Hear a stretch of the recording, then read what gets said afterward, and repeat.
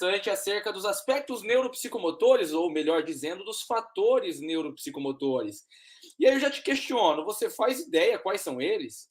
Você sabe o que desenvolver na criança ao longo de todo o processo evolutivo para entregar a ela a capacidade de coordenar os dedinhos para talvez segurar o lápis e conseguir escrever ou não?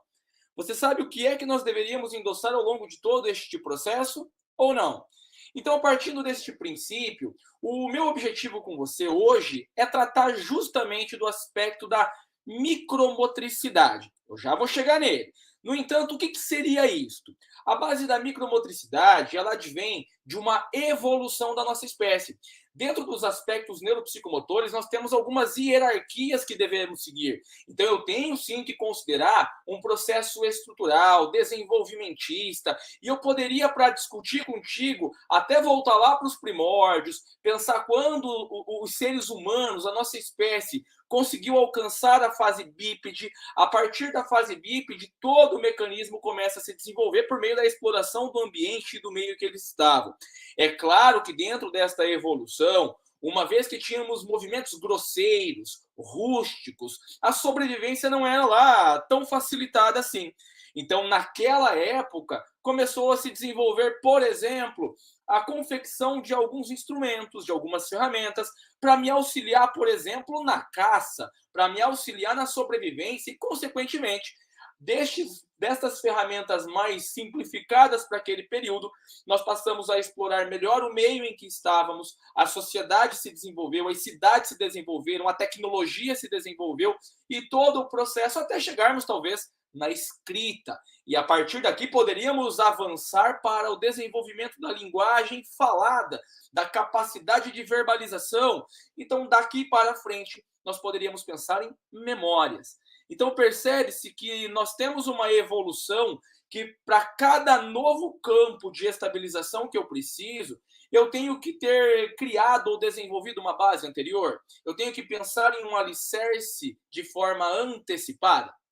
Então, antes da gente começar a destrinchar um pouco mais tudo isso para você, eu te faço um questionamento que é muito importante.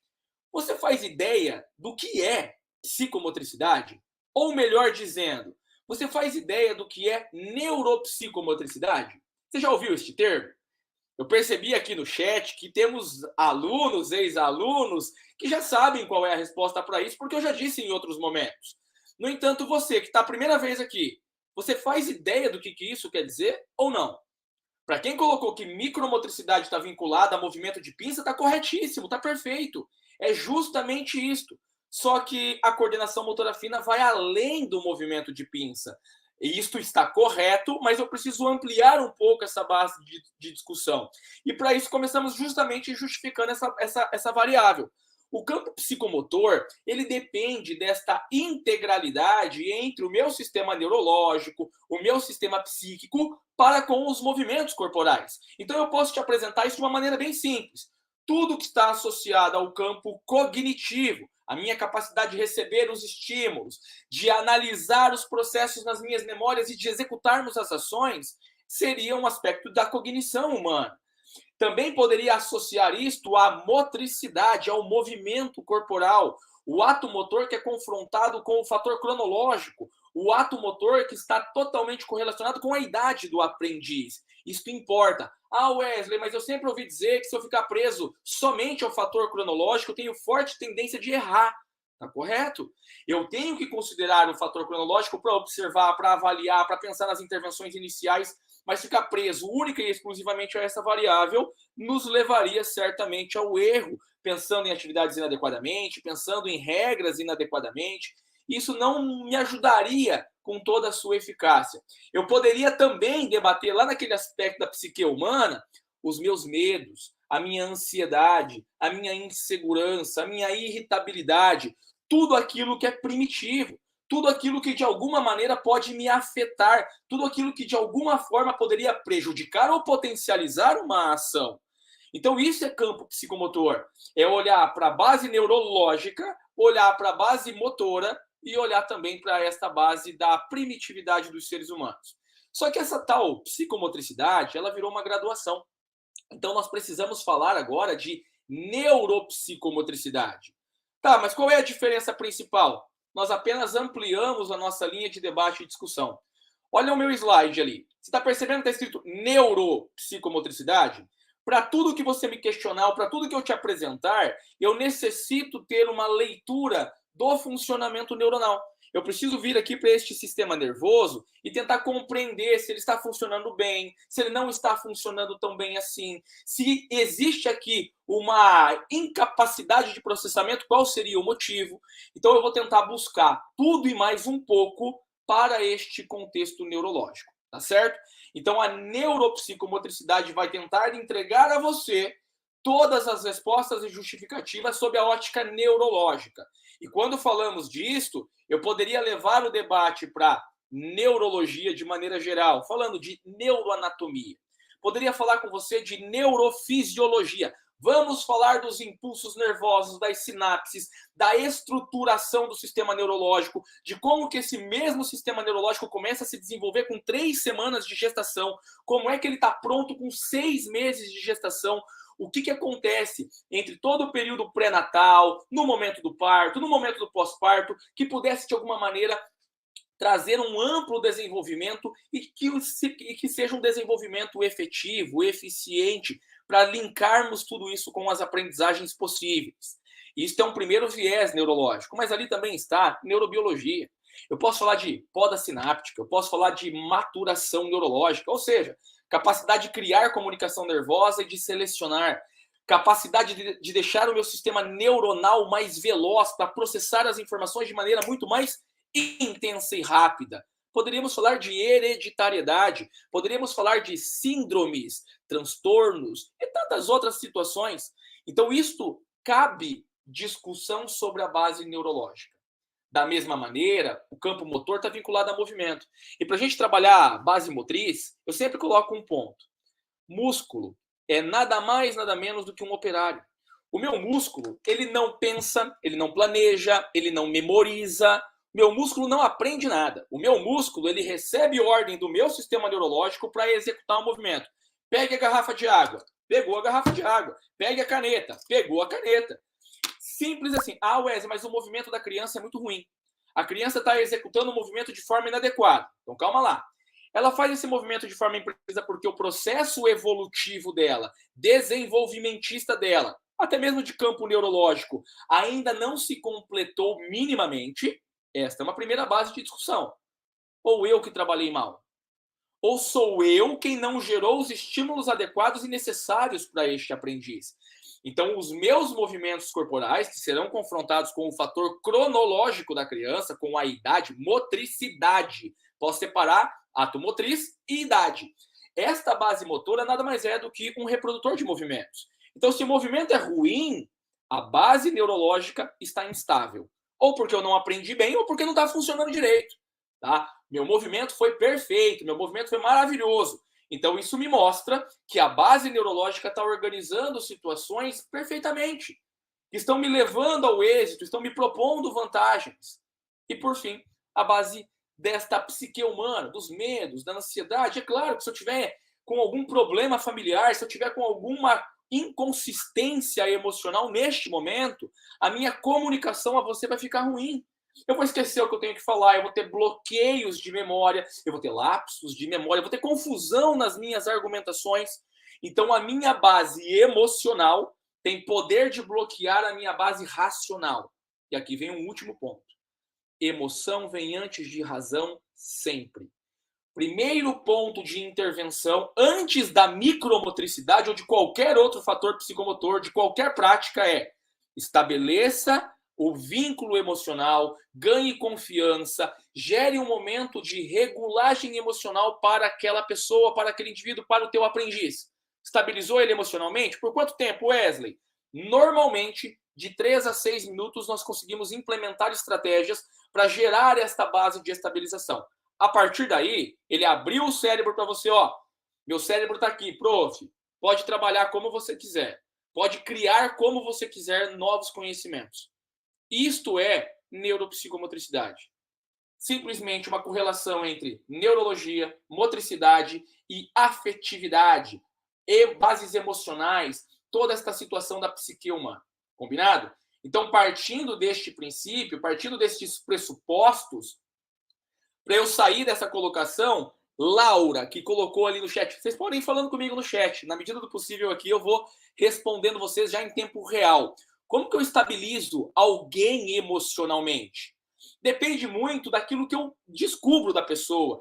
Então, daquilo que eu muitas vezes consigo captar e extrair de você.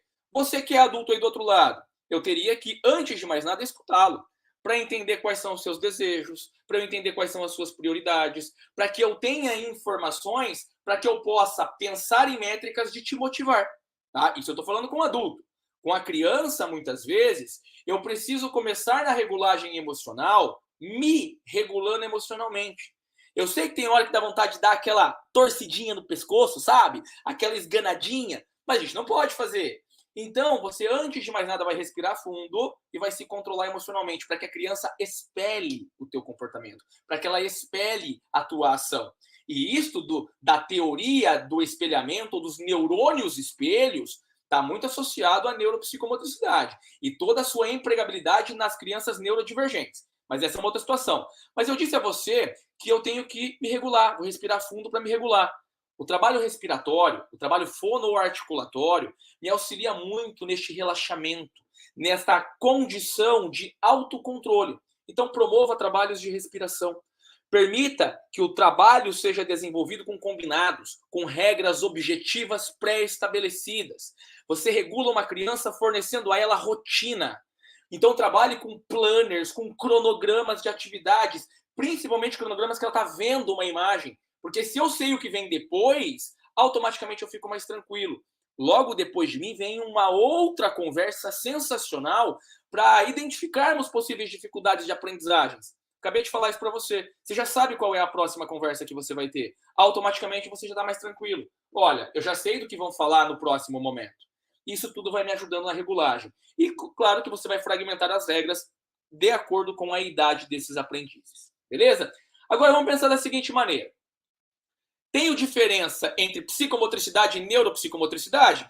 Conceitualmente, sim, mas na aplicabilidade, não. Tá? O único viés é basicamente esta de pensarmos de forma mais aprofundada no contexto neurológico. Combinado? Então, pensando nessa situação, vamos pensar de que maneira eu posso trabalhar com o campo neuropsicomotor na prática. Tem que trabalhar com isso. Como é que você vai desenvolver isso aí no seu dia a dia? Como é que você vai enxergar pouco disso tudo que eu falei para você aí na tua casa, no teu trabalho, na escola, aonde for? Você vai primeiro se perguntar 3 coisas. Elas estão pontuadas a você. Toda vez que você pensar num exercício, ai Wesley, eu sou pouco criativo. Tá.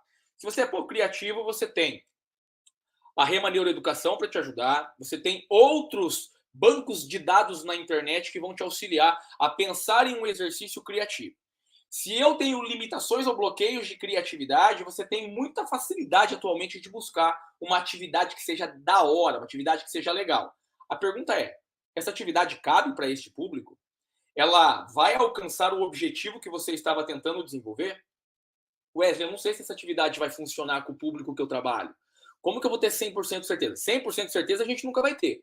Porém, eu posso começar a delimitar processos para saber se a minha prática ela realmente entregará ao aprendiz aquilo que eu desejo, caminhando aos meus objetivos. Então, você vai se questionar sobre 3 pontos. Como a criança recebe o estímulo? Combinado? Esta é a primeira pergunta que você vai fazer. Pensei num exercício agora. Esse exercício, antes de eu aplicar ele, como que o meu aprendiz recebe a informação? De que maneira que ele traz o problema que eu estou dando para ele, do ambiente externo, para dentro da cabeça? Como que está saindo e entrando na minha cabeça? Perfeito? Então, como a criança está recebendo a informação?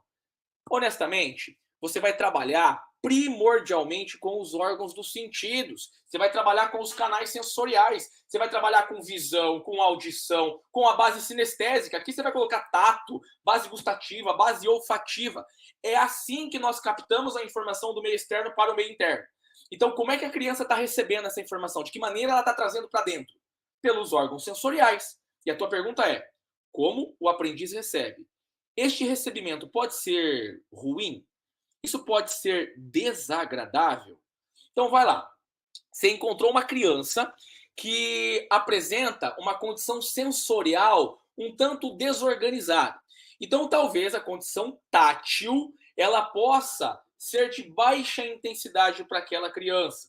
Então, se eu tenho uma criança que tem uma baixa sinalização sensorial, se eu propuser um exercício em que o toque é muito levinho, em que o toque é muito hipossensorial, a criança vai dispersar. Ela não vai gostar da atividade, ela não vai produzir, ela não vai aprender, ela não vai trabalhar conforme você quer. Então eu tenho que pensar em elevação de intensidade? Sim. Então, ó, vamos trabalhar com a garrafa. A garrafa está úmida, ela está fria, ela está gelada. Isso está gerando uma captação sensorial intensa nos meus dedinhos. E estão me ajudando no foco, na produtividade dessa atividade. Ah, Wesley, então se a criança é hipo, eu tenho que pensar em atividades muitas vezes hipersensórias? Aham. Então você vai usar a bexiga, porque a textura da bexiga pode trazer ali uma captação sensorial mais intensa. Eu posso trabalhar talvez com borracha, com EVA, com barulho de ferro batendo, músicas mais altas. Eu posso trabalhar com uma infinidade de situações que elevam o estímulo sensorial. Já para outras crianças eu tenho que reduzir. O estímulo sensorial muito intenso incomoda, gera ruído na cabeça, desorganiza o foco, prejudica o processamento. Então eu tenho que pensar na contramão. Se eu pensar por uma criança que o excesso de percepção sensorial é ruim, o exemplo que eu sempre coloco nas aulas é aquele bendito slime, aquela gosminha, aquela gelequinha que a criança gosta de brincar. Para manipular aquele negócio, traz várias sensações e percepções para a criança. Se a criança muitas vezes tem pelo excesso de informação uma desorganização, não vai dar certo. Esta tua atividade já começou errada. Não coloque, vai dar problema. Então você está pensando na base sensorial, como eu recebo. Então é por isso que com crianças recém-nascidas eu falo de forma mais infantilizada. Eu trago um tom um pouquinho mais baixo, uma voz um pouquinho mais aguda, um pouquinho infantilizada. Eu estou preocupado com o recebimento da informação, canal sensorial. E indiretamente você está trabalhando a percepção sensória dos aprendizes, que também é neuropsicomotricidade. Tá, entrou. Wesley, a criança vai captar bem. Pensei numa atividade aqui, eu vou trabalhar com massinha de modelar, tá? E a criança tá tranquila. Não é nem ruim nem bom demais a brincadeira com a textura da massinha. Perfeito, entrou bem. Uma vez que entrou, eu tenho que pensar em como é que o aprendiz processa a informação. Como que tudo isso vai ser analisado aqui dentro? Eu tenho memória para isso? Eu tenho conhecimento para isso? Eu já aprendi algo? Já desenvolvemos alguma situação vinculada a este processo? Ou não? Ou é uma novidade? Então a pergunta aqui é: o teu aprendiz tem condições de pensar numa execução? O teu aprendiz tem condições de alcançar o êxito? Vamos lá, deixa eu corrigir. Êxito não é eu acertar com performance máxima. Êxito aqui é recebi o problema e saiu uma coisa alinhada ao problema. Eu estou tentando resolvê-lo. Eu estou aplicando em direção àquilo que você me pediu. Se eu vou acertar ou não é outra conversa. Então, eu consigo ter vantagem para executar de alguma maneira? Wesley, a criança não tem. Primeira vez que eu estou mostrando isso para ela, é o primeiro contato, é o primeiro estímulo, é a primeira experiência. Ah, é? Então você vai mostrar.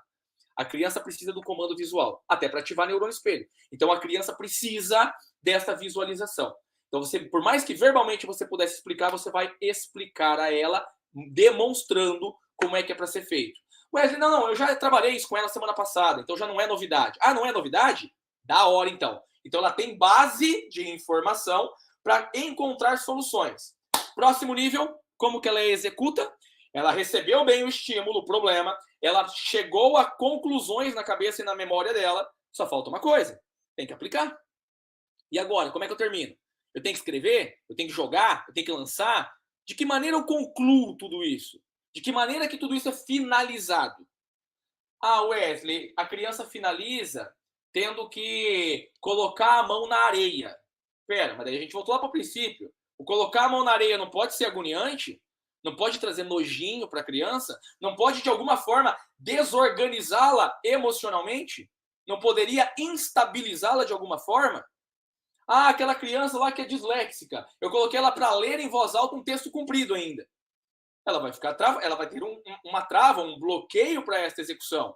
Então, por mais que ela entendeu o problema, recebeu bem, ela processou bem cognitivamente, ela não conseguiu executar com perfeição. Então, percebemos o caminho da neuropsicomotricidade na prática? Isto é o que valida a tua intervenção. É daqui que vem todo o processo de validação do seu trabalho. Neuropsicomotricidade de forma simplificada na prática é isto que eu acabei de te apresentar. Tá, Wesley, mas isso vale para que contexto? Todos os contextos. Isto vale para você trabalhar tônus muscular, isto vale para você trabalhar equilíbrio, vale para trabalhar lateralidade, vale para trabalhar movimento de pinça. Isto vale para qualquer coisa. Você vai sempre pensar, o exercício, as tarefas, as propostas que eu estou trazendo, ela é bem recebida pelo aprendiz? Ela é bem analisada nas memórias? E ela é bem executada? Se a resposta for sim, tá tudo lindo, maravilhoso e perfeito. Cabe apenas a você agora gerenciar o contexto afetivo. Porque tudo aquilo que nos afeta pode me projetar para frente, pode me projetar para maior performance ou pode me bloquear. Combinado? Então, este é o fator que nós temos ali na prática neuropsicomotora. E volto a repetir, isto vale para tudo. Isto vale para qualquer situação. Então, eu tenho que pensar desde a recepção do problema, do planejamento, do processamento, da identificação, da retenção, de tudo aquilo que está nas minhas memórias e, por fim, de que maneira que eu vou extrair essas memórias e vou reproduzi-las no contexto prático. Boa? Bacana? Compreendemos até aqui? Seguimos? Gente, vamos jogar limpo, né? Isso aqui é só uma pequena amostra. São alguns minutinhos para explicar um curso inteiro. Neuropsicomotricidade, ele é um curso de pós-graduação inteirinho, tá? Então tem muita coisa nele. Tem vários módulos, vários direcionamentos. Então aqui eu mostrei para você em alguns minutos apenas um pequeno pilar da estruturação neuropsicomotora, para tentar fornecer a você um entendimento simplificado deste assunto. Combinado? Mas que a gente pode avançar essa discussão para outras esferas, podemos. Vou te dar só um exemplo nessa tela. Vamos lá. Alguém me perguntou como trabalhar com massinha de modelar. O chat subiu aqui, agora eu perdi. Não peguei o seu nome, me desculpa. Tá? Como trabalhar com massinha de modelar que desenvolve coordenação motora fina na educação infantil. Você pode trabalhar com a massinha de modelar pensando em bases de... como que eu coloco para você? Você vai modelar várias formas. Eu poderia trabalhar com argila, eu poderia trabalhar com a massinha já pronta, digamos assim. Então eu posso brincar com a criança da representação de várias formas. Então a gente vai começar fazendo formas circulares, depois formas achatadas. Dessas formas achatadas eu posso migrar para formas cilíndricas. Olha que legal! Essa forma cilíndrica não parece uma cenoura, tá? Olha, essa forma mais arredondada, abaulada, não parece, sei lá, um tomate? E eu poderia fazer algumas pequenas correlações. E se você conseguisse montar para mim um cabo de vassoura com a massinha de modelar, você consegue? Então eu posso pensar no modelar para N situações e N possibilidades. Combinado? Então aqui fica uma ideia. E todas elas trabalhariam coordenação motora fina, Wesley? Sim. Mas peraí, eu buguei a cabeça agora. Calma, deixa eu organizar. Mas sempre me disseram que coordenação motora fina é isso aqui. Eu tenho que desenvolver este micromovimento, este movimento de pinça. Sempre me falaram isso daqui.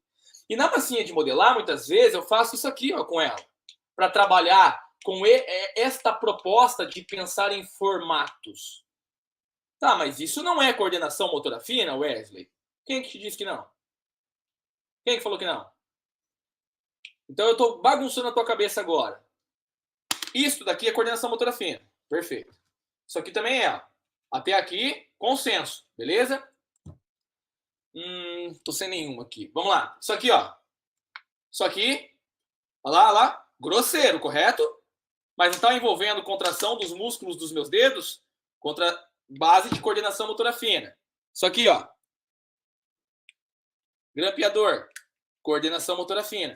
Se eu pegar uma tesoura e eu começar a brincar com a tesoura no ar aqui, ó. Vou cortar o vento, vou cortar o ar. A criança tem que aprender a primeiro... Fechou, abriu. Fechou, abriu. Fechou, abriu. Mesmo que eu tenha um movimento mais abrangente. Isto já é coordenação motora fina. É que na sociedade parece que tá tudo meio que corrompido que coordenação motora fina, não. É só o pegar do lápis para que eu possa desenvolver a escrita. Isso é um grande erro. Tá? A coordenação motora fina envolve esta ideia do micromovimento. O que é micromovimento? Usar pequena quantidade de músculo. Usar poucos grupos musculares. Ter uma comunicação neuromotora minimalista. Poucos neurônios, vou chamar de nervo, tá?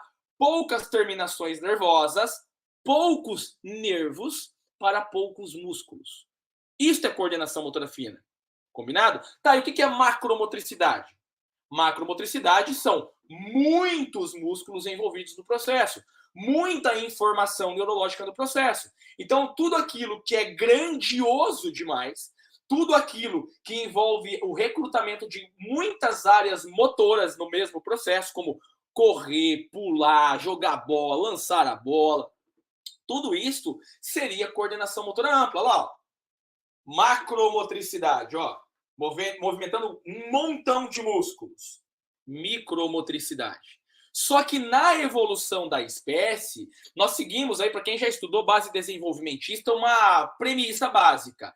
O desenvolvimento começa céfalo, cabeça, para cauda. Céfalo caudal, como se fosse para a medula espinal. Próximo da área central, próximo do sistema nervoso central, para a área distal. É céfalo caudal, próximo distal. É assim que nossa estrutura se desenvolve. Com você estimulando ou sem você estimular, combinado? É assim que o desenvolvimento humano acontece.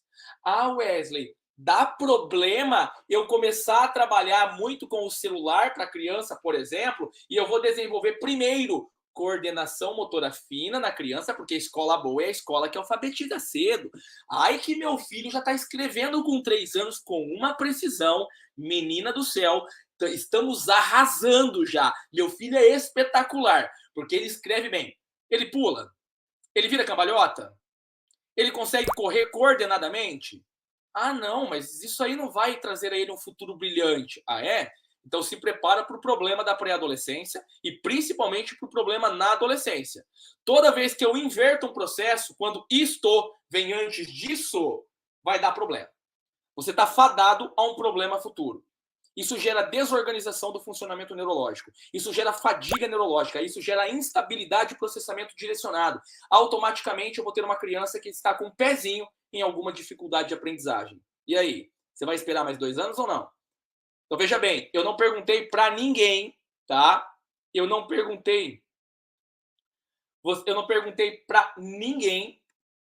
Eu não perguntei para nenhuma pessoa com quantos anos vocês escreveram, com quantos anos vocês aprenderam a ler, com quantos anos vocês aprenderam a escrever. Você não está ouvindo igual?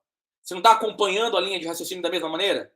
Então, qual que é a diferença de eu colocar a criança sobrecarregadamente para escrever com 3 anos do que para escrever com 6? Ah, mas então eu só vou trabalhar, saiu no chat ali, então eu só vou trabalhar micromotricidade aos 6 anos? Não. A criança não come formiguinha do chão com 1 ano de idade? Você largar a criança no chão, ela não pega a formiguinha que tá passando e coloca na boca? Não tá lá aqui, ó. Não? Tá? A criança não pega teu cabelo com 6 meses, puxa aqui, ó, e não solta nunca mais? A criança começou a desenvolver coordenação motora fina logo depois que ela nasceu. Tá? Mas quando que isso se estabiliza? O teto desenvolvimentista são 7 anos de idade. Ah, coordenação óculo-manual, olho-mão, óculo visual, para que o meu olho direcione o meu comportamento. Olha, tem uma linha pontilhada, eu quero que você acompanhe essa linha com o seu dedo indicador. Estou olhando para acompanhar o processo. Coordenação motora fina, base óculo visual, óculo manual. 7 anos de idade é o teto. Tá, Wesley, mas o que eu tive que fazer antes dos 7 anos? Antes dos 7 anos, você trabalhou primeiro tônus muscular, depois veio o equilíbrio, depois veio a lateralidade, depois veio a noção do corpo, a orientação do espaço e do tempo, a coordenação motora ampla, macromotricidade ali na casa dos 6 anos, e por fim, coordenação motora fina. Perfeito? Então, eu posso desenvolver a coordenação motora fina com 3 anos? Não só pode, como deve. Agora muda a pergunta. Posso sobrecarregar a criança para este recurso psicomotor? Poder você pode tudo, mas vai dar problema. Tá? Certamente vai dar problema. Então, eu preciso dar ênfase para outras variáveis neuropsicomotoras.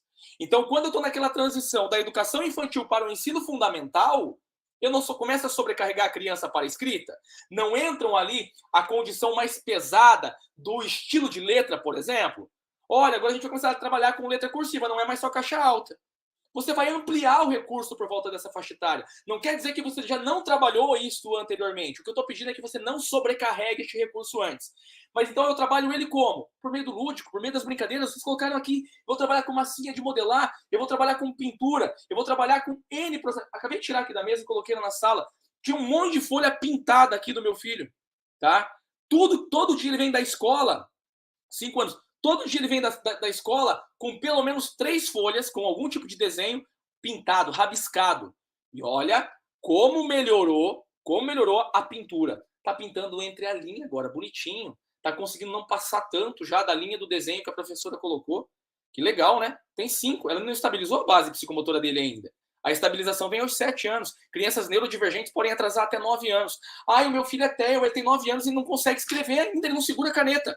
Ele faz isso? Faz. Então, coordenação motora fina ele já desenvolveu. Então, a gente vai avaliar agora qual é o outro problema psicomotor. O que está atrapalhando ele? O que está prejudicando ele não é o tônus muscular? Não é o equilíbrio? Não é a lateral? Não é outra variável? E eu estou martelando a coordenação motora fina o tempo todo? Então, talvez seja um outro recurso que requeira estabilização.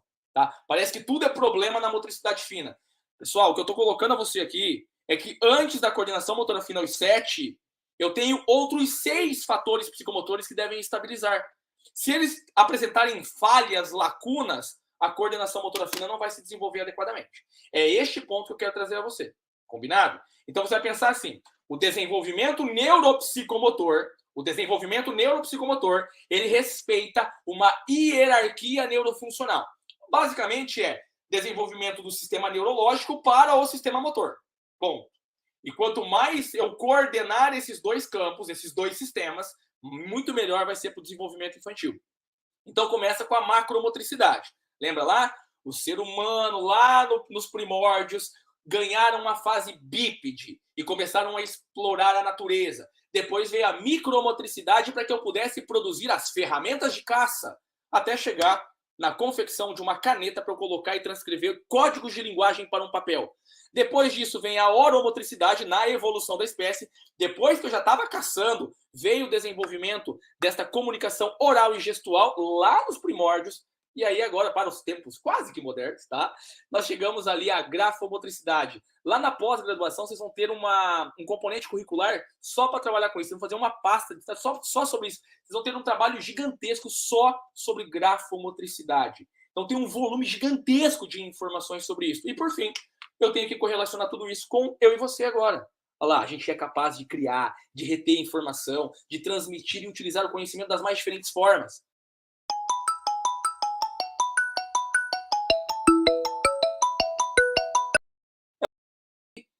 Só que olha lá, eu deixei em vermelhinho micromotricidade, porque eu quero direcionar para você agora, daqui até o final, uma proposta para este campo. Mas para eu partir para esta base, eu preciso que na tua cabeça esteja escancarada essa informação. Micromotricidade é o topo do processo. Micromotricidade ou coordenação motora fina ou praxia fina, mesma coisa, tá? Coordenação motora fina, praxia fina, é tudo a mesma coisa. Tá? Só vai mudar aqui o termo de apresentação. Estou falando agora de base óculo-manual. Olho-mão. É uma correlação de 2 sistemas. Um visual e o outro motor. Simples assim, tá? Só que ele está no topo, é uma pirâmide. Começa com tônus, equilíbrio, 7 anos eu cheguei na coordenação motora fina. Beleza?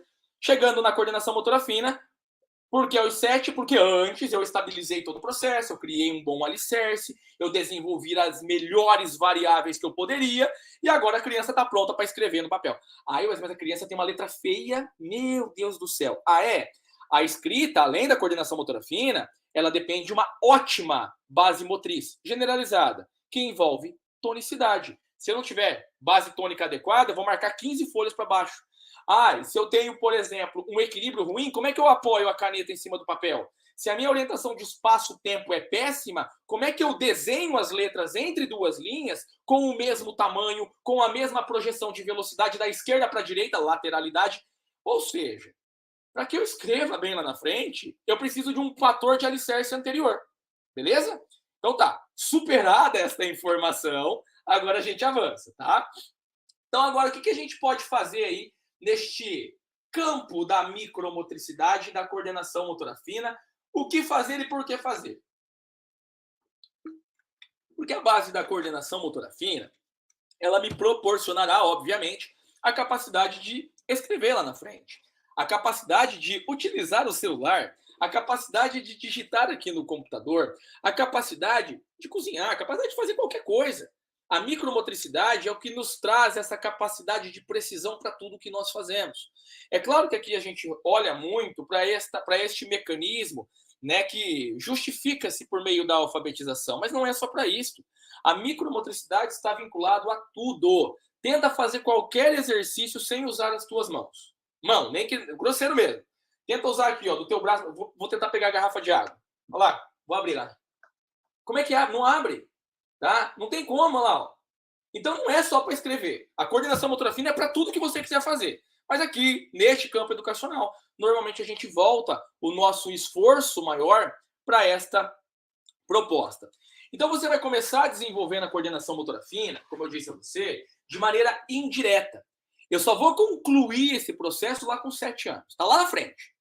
Tá, mas na educação infantil não tem que começar? Tem. Na minha casa também não tem que começar? Óbvio que tem. Mas então vamos brincar lá. Você pode, na tua casa, usar o escorredor de macarrão. Isso mesmo.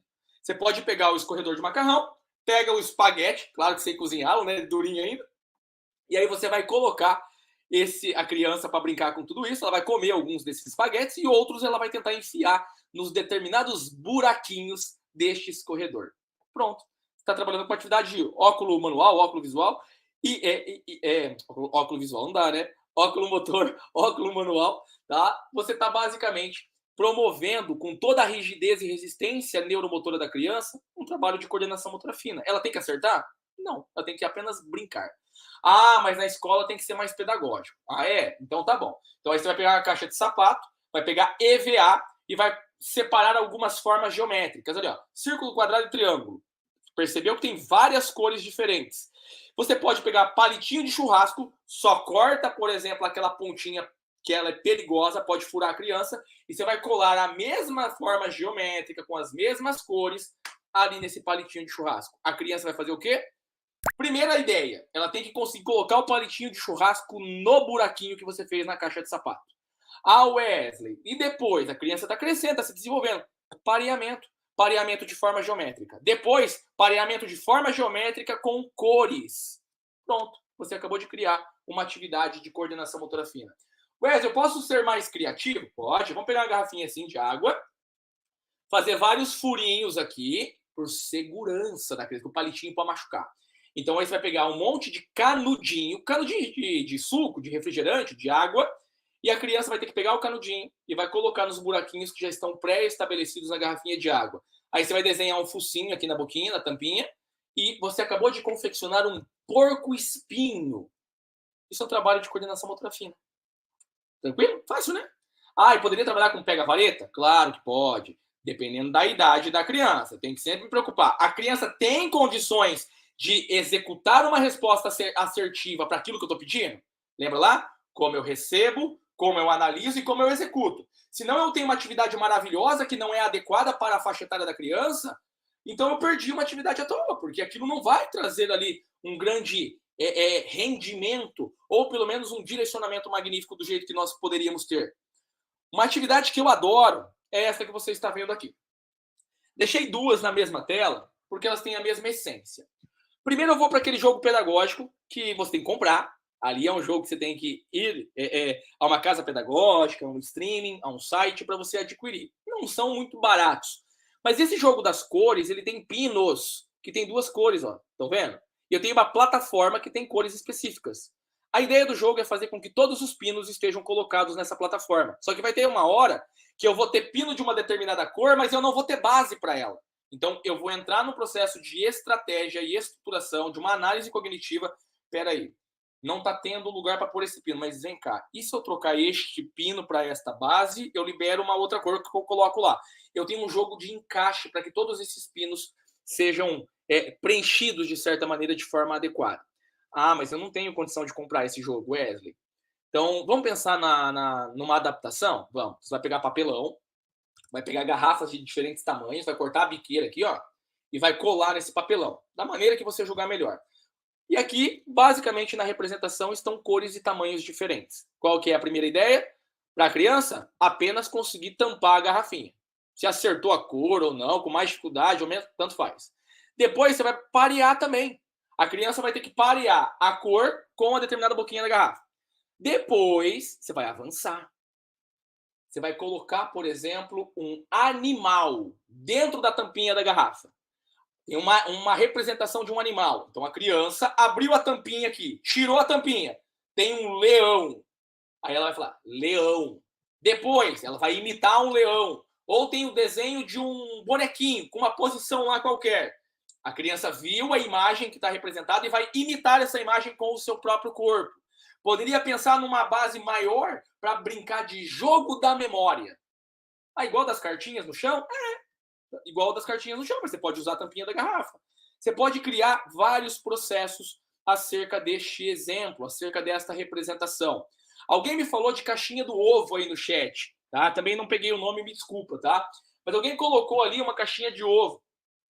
Pessoal, a caixinha do ovo, ela é infinita possibilidade, né? A caixinha do ovo você pode fazer tudo com ela. Mas olha lá, ó. Você pode brincar basicamente com uma pinça, tá? Eu estou pegando ali um pregador, um prendedor de roupa, para pegar um pomponzinho, que é macio, porque se for rígido a criança não consegue fazer, para que ela pegue de um recipiente e coloque na caixinha do ovo. Ou pegue da caixinha do ovo e coloque no recipiente. Poderia, Wesley, fazer igual você usou de exemplo anteriormente, pareamento de cores ou de sequências? Tá? Poderia. Posso fazer um recipiente que tem assim, número 2, depois número 3, depois número 4, e para cada um desses recipientes eu tenho que colocar uma quantidade de bolinhas?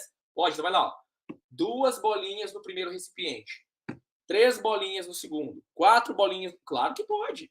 Tá? Você pode brincar como você julgar aqui, como você achar mais interessante, como você achar mais atrativo. Tá? A partir daqui, nós temos a possibilidade gigantesca, tá, de desenvolver a coordenação motora fina. Wesley, mas nas imagens que você está mostrando até aqui, são todos trabalhos para crianças mais novas. Ó. Aqui tem o quê? Uma criança de uns 3 anos? Você falou que a coordenação motora fina ela só vem ali com casa de 7, né? A estabilização total dela. Mas e quem é que falou para você que você não pode trabalhar anteriormente? Eu não posso sobrecarregar. Usa bem essa palavra. Eu não posso inverter processos. Eu não posso antecipar mecanismos. Mas que eu posso trabalhar e desenvolver essas métricas, sem dúvida nenhuma. Então, vamos começar a subir nível? Então, tá bem. Então, olha lá. Você vai brincar com pareamento de cor. De novo, formas geométricas e prendedor de roupa. Esses dias eu fiz aqui em casa um trabalho para a escola da minha filha, ela é um pouquinho mais velha já, tinha que fazer um jogo pedagógico. Toda criança tinha que levar para a escola um jogo pedagógico.